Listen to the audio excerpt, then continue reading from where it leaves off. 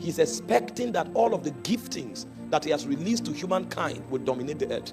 So God is expecting that when he returns, men should not use Google Map for navigation. We should use the prophetic. That's what I'm telling you. Whatever God puts in your trust, he expects you to trade with it and for it to have kingdom value.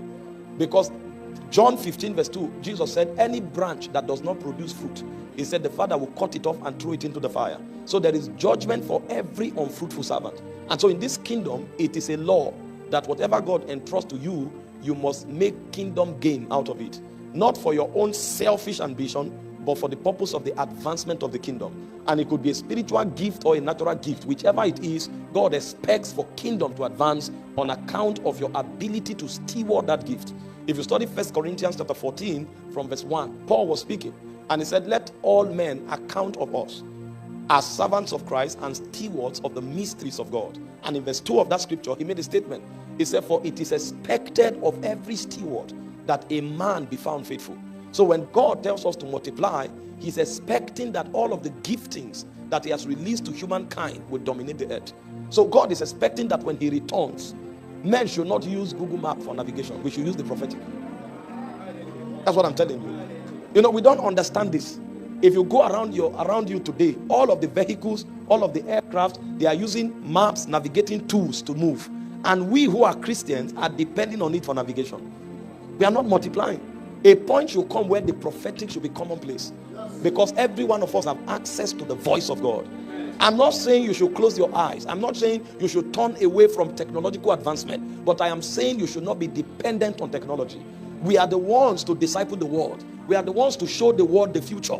The world should not be the one telling us the future. As we speak now, every one of us is depending on what AI can bring to the world in the next 5 years. How come the world is not looking to the church, that what else will come out of the church to advance the world? Because we have become dependent on the intelligence of the world to bring direction to our lives. But that's not what God expected. You look at Jesus. When Jesus was on the earth, he brought different dimensions. Everybody depended on doctors, but when they met him, he laid hands on them and they were healed. Everybody depended on agricultural intelligence. Jesus multiplied bread. It's not because he does not appreciate it. He does, because every intelligence comes from God, but he operated from the superior realm. Everybody depended on boat to travel. When Jesus had no boat, the Bible said he walked on the water. That's what it means to multiply. See, a point should come where they should look up to the church to see dimensions that they can't explain, yet they can't deny. That is when the world will begin to ask us, what do we do? Imagine what happened 3 years ago when COVID came. Does it not surprise you that no president looked to the church and say, help us? Everybody was looking out for scientists to come up with something from the lab. How come it didn't occur to them that the church had answered? Meanwhile, we have been preaching healing for decades. We have been preaching healing for a year. That means as far as the world is concerned, our healing ministry has not been proven. They will rather depend on the hospital than turn to the church. See, a point has come where we need to go out of these walls and show the world that we have something that the world needs. Our healing should not end in healing services. The time has come for men to go to the market and say, we have 2 hours leisure. We have 2 hours break. Is there anybody sick here? And they use that break period to heal the sick. That's what it means to multiply. How do you win the market? Winning the market is not just about putting a megaphone in the market and preaching loud. And then you are encouraging yourself that you are bold. Listen, that is good, but there are superior dimension.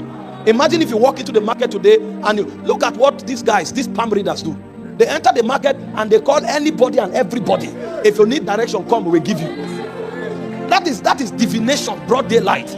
Anybody that comes, they give you word. They give you word, regardless of who you are. And they can enter the market and shut it down. Meanwhile, we need only prophetic service to manifest the prophetic.